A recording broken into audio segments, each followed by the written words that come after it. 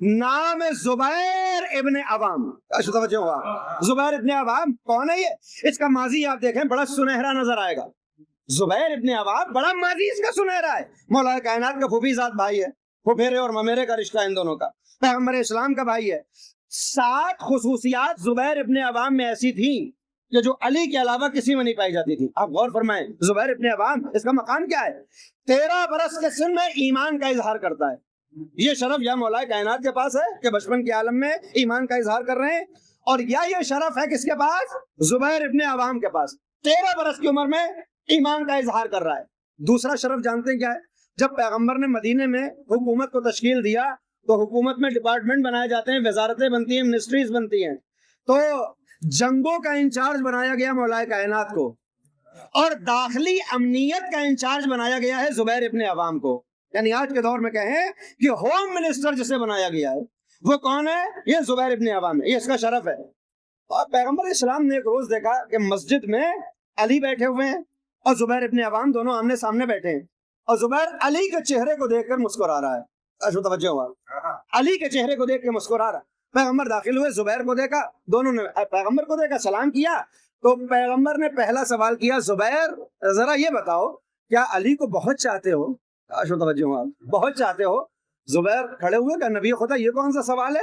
علی میرا بھائی ہے، میرے ماموں کا بیٹا ہے، میں اس کی پھوپھی کا بیٹا، تو اب یہ ہمارا ایک رشتہ ہے تو ظاہر سی بات ہے میں چاہتا ہوں۔ دوسرے، آپ نے فرمایا ہے کہ علی کی محبت ایمان ہے، تو اگر علی سے محبت نہ کروں گا تو پھر میں تو ایمان سے خارج ہو جاؤں گا، لہٰذا یقیناً میں علی کو چاہتا ہوں، میرا بھائی ہے، ایمان کی کسوٹی ہے، تو میں نہ چاہوں گا تو پھر کون چاہے گا؟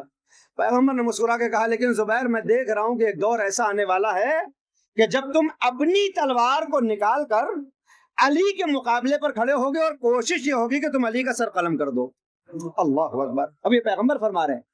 تو زبیر نے جیسا یہ سنا وہ گھبرا گیا، اپنے مقام سے کھڑے ہو کے کہتا ہے نبی خدا معاذ اللہ نعوذ باللہ میں آپ کو جھوٹا تو کہہ نہیں سکتا، لیکن جہاں تک میں سمجھتا ہوں یہ نوبت آنے والی نہیں ہے، میں علی کا عرفان رکھتا ہوں، مجھے علی کی معرفت ہے، میں جانتا ہوں کہ علی کا مقام خدا کی نگاہ میں کیا ہے، علی کا مقام پیغمبر آپ کی نگاہ میں کیا ہے، یہ کبھی ہونے والا نہیں ہے۔ یہ زبیر ابن عوام جو پیغمبر سے کہہ رہا ہے کہ کبھی ایسا ہونے والا نہیں ہے، یہ اچھا اس کا اور شرف سننا چاہتے ہیں؟ اب میں سنا ہی دوں۔ جس وقت حضرت فاطمہ الزہرا صلوات اللہ علیہا کے گھر پر بیوی کے گھر پر حملہ ہوا، آپ جانتے ہیں کہ علی نے تلوار نہیں نکالی، مگر اس وقت مولا کائنات کے گھر میں جو افراد موجود تھے، حضرت فاطمہ الزہرا بی بی ہیں، عصمت کبریٰ کی مالکہ ہیں، ہر کوئی ان کے گھر میں داخل نہیں ہو سکتا، مگر تاریخ یہ بتاتی ہے کہ اس وقت مولا کائنات کے ساتھ جو افراد بنی ہاشم کے گھر میں موجود تھے علی کی پاسداری کے لیے، ان میں ایک نام زبیر ابن عوام کا ہے، فاطمہ کے گھر میں بیٹھا ہوا ہے۔ اور جب اس متخلف ثانی نے اپنے کارندوں کے ذریعے فاطمہ الزہرا کے دروازے پر آگ لگانے کی کوشش کی تو سب سے پہلے جس نے تلوار نکالی وہ زبیر ابن عوام ہے، اور علی سے کہتا ہے یا علی بس آپ حکم دیجئے یہ جتنے بھی آپ کے دشمن ہیں ابھی ان سب کے گردنوں سے ان کے سروں کو ان کے بدن سے جدا کر دوں گا۔ مولا کائنات نے کہا کہ زبیر نہیں، یہ تلوار چلانے کا موقع نہیں ہے، تلوار کو میان میں رکھو۔ اور ایک بات بتا دوں، ہو سکتا ہے یہ بھی آپ کے لیے نہیں ہو، بعض وصیتیں بی بی دو عالم نے مولا کائنات سے کی ہیں، مگر کچھ وصیتیں آپ سوچیں اس کا مقام کیا ہوگا، کچھ وصیتیں بی بی دو عالم نے زبیر ابن عوام سے کی ہیں، اور جانتے ہیں کیا کہا ہے کہ ہو سکتا ہے کسی بنیاد پر علی اس وصیت کو پورا نہ کر سکے تو یہ وصیت میری تم پوری کرنا۔ میں اس کو کھول نہیں سکتا اس روایت کو کہ اس کا مطلب کیا ہے اور اس کا فلسفہ کیا ہے، آپ جا کر دیکھیں کہ بی بی دو عالم کی وہ کون سی وصیتیں ہیں جو مولا کائنات سے نہ کر کے زبیر ابن عوام سے کی جا رہی۔ اس کا مطلب کیا ہے؟ یعنی زبیر کا مقام اتنا بلند ہے کہ علی کے بعد اگر کوئی وصی قرار پا سکتا ہے فاطمہ الزہرا کا تو یہ زبیر ابن عوام ہے، اتنا ماضی اس کا سنہرا ہے۔ مگر جب مولا کائنات کی خلافت کو غصب کیا، یہ روز آ کر کہہ رہا ہے یا علی تلوار نکالیے جنگ کریے، تلوار نکالیے جنگ کریے، تلوار نکالیے جنگ کریے۔ امام علی مقام نے کہا کہ جو میں جانتا ہوں وہ تم نہیں جانتے، تو میں نہیں معلوم کہ تلوار کو نکالا تو اس کا اثر کیا ہوگا، تلوار نکالا تو اس کا نقصان کیا ہوگا، میں تلوار نہیں نکالوں گا۔ اثر یہ ہوا کہ مولا کائنات کے تلوار نہ نکالنے کی بنیاد پر 25 برس تک وہ ایمان کہ چونکہ مستقر نہیں تھا، وہ مستودع ہونے کی بنیاد پر جب تک علی کے ہاتھ میں حکومت نہیں آئی اس نے اپنی منافقت کو چھپا کر رکھا، لیکن جیسے ہی مولا کائنات برسر اقتدار آئے اور اب اس نے دیکھا کہ مولا نے مجھے کہیں کی گورنری بھی نہیں دی، تو اب یہ تلوار جو کل تک علی کے فیور میں اٹھا کرتی تھی، علی کے مقابلے میں جمل میں سامنے آ کر کھڑا ہو گیا۔ یہ وہی زبیر ابن عوام ہے کہ جس کے پاس اتنے تمغے، میں نے بیان کیا 7 ایسی چیزیں ہیں جو علی کے علاوہ کسی بھی صحابی کے پاس نہیں ہے، زبیر ابن عوام کے پاس وہ 7 باتیں ہیں، مگر یہی زبیر ابن عوام ہے کہ علی کے سامنے تلوار لے کر کھڑا ہے۔ اچھا آپ غور فرمائیں کہ جب جنگ جمل کا موقع ہوا تو ایک رات زبیر ابن عوام ہے جنگل کی جانب جا رہا ہے۔ علی نے دیکھا کہ زبیر اپنے گھر سے نکلا ہے، جنگل کی جانب جا رہا ہے، نزدیک جا کر کہتے ہیں زبیر تمہیں یاد ہے ایک روز میں اور تم دونوں مسجد النبوی میں تھے؟ کہاں پھر؟ کب پیغمبر داخل ہوئے تھے۔ کہاں داخل ہوئے تو کب تم مجھے دیکھ رہے تھے بڑے غور سے خوش ہو رہے تھے؟ کب پھر؟ کب پیغمبر نے کہا تو زبیر تم علی کو بہت چاہتے ہو، تو پھر تم نے کہا تھا کیسے نہ چاہوں گا، میرا بھائی ہے، کل ایمان ہے۔ لیکن پیغمبر نے اس دن کہا تھا کہ ایک روز ایسا آنے والا ہے جس دن تم علی کے خلاف تلوار لے کر کھڑے ہو گئے۔ زبیر دیکھو پیغمبر صادق تھا، اس کا قول بھی صادق تھا، آج تم اس تلوار کو میرے سامنے لے کر کھڑے ہوئے ہو۔ مولا کائنات نے جیسے ہی یاد دلایا تاریخ کے 2 جملے کہ یا تو واقعاً زبیر یہ بھول گیا تھا کہ پیغمبر کی کوئی ایسی بات ہے، یا تجاہل عارفانہ سے کام لے رہا تھا، بہانے بنا رہا تھا، کہتا ہے کہ ہاں یا علی یہ بات تو صحیح ہے، یہ سب ہوا تھا، واقعی میرے ذہن سے نکل گیا تھا۔ پھر یہ کہتا ہے کہ یا علی ہاں مجھے یاد آ گیا، اب میں آپ سے جنگ کرنے والا نہیں ہوں۔ عزیزو یہ آپ سوچ رہے ہوں گے کہ ایصال ثواب میں یہ داستانیں کیوں سنا رہا ہوں؟ عام طور پر یہ داستانیں پڑھتا نہیں ہوں، صرف ماہ ذی الحجہ میں پڑھتا ہوں، اس لیے کہ ہم کو آمادہ ہونا ہے ماہ محرم کے لیے، اور ماہ محرم کے لیے آمادہ اس وقت تک نہیں ہو سکتے جب تک اپنے زمانے کے امام کا عرفان حاصل نہ کر لیں۔ اپنے زمانے کا عرفان حاصل، محی الدین شیرازی شیراز کے امام جمعہ ہیں، وہ کہتے ہیں کہ آپ تاریخ اٹھائیں تو عجیب و غریب چیزیں نظر آتی ہیں۔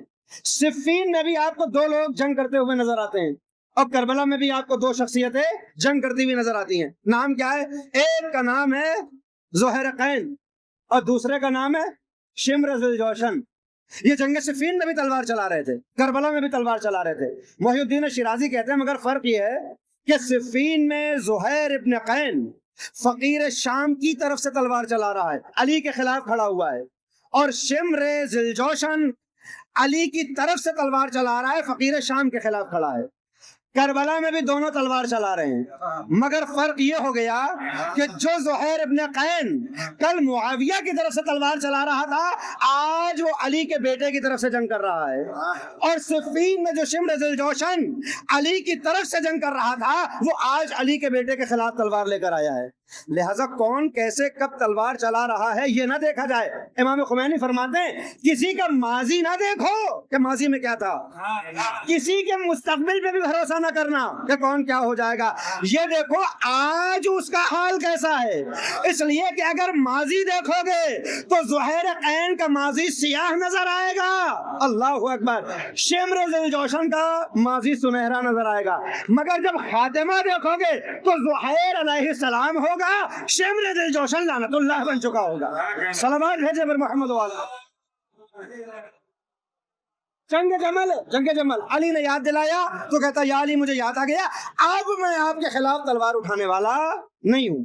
اور اسی کے بعد آدھی رات میں واپس آیا، اپنے بیٹے سے کہتا میں اب جنگ نہیں کروں گا۔ رات تمام ہوئی، صبح نماز کے وقت کسی نے اس زبیر ابن عوام کو قتل کر دیا۔ قتل کرنے والا دوڑتا ہوا علی کے پاس آیا، اور آنے کے بعد کہتا یا علی جائزے انعام چاہیے، مجھے تحفہ دیجیے، مجھے ہدیہ دیجیے۔ علی نے کہا کیسا تحفہ، کیسا ہدیہ؟ کہا یا علی میں نے آپ کے دشمن کو قتل کر دیا ہے۔ کہا کس کو قتل کر کے آیا ہے؟ کہا میں نے زبیر ابن عوام کو قتل کر دیا، جمل کے لیے آپ کے خلاف اس بیوی کو بھڑکانے والے یہی 2 تھے، طلحہ اور زبیر، میں نے ایک کو قتل کر دیا، مجھے انعام چاہیے، آپ کے دشمن کو قتل کر کے آیا ہوں۔ علی نے مسکرا کے کہا کہ میں نے پیغمبر سے سنا ہے القاتل والمقتول کلاہما فی النار، قاتل اور مقتول دونوں کے دونوں جہنم میں ہیں، اور یہ حدیث مجھ کو یاد ہے کہ زبیر کے ہی لیے پیغمبر اسلام نے فرمائی ہے۔ اب آپ غور فرمائیں کہ مولا کیا کہہ رہے ہیں کہ جس نے قتل کیا وہ بھی جہنمی ہے، جو قتل ہوا وہ بھی جہنمی، جس کو تو مار کے آیا ہے وہ بھی جہنمی، تو بھی جہنمی۔ جائزہ کیسا، انعام کیسا؟ 2 سوال۔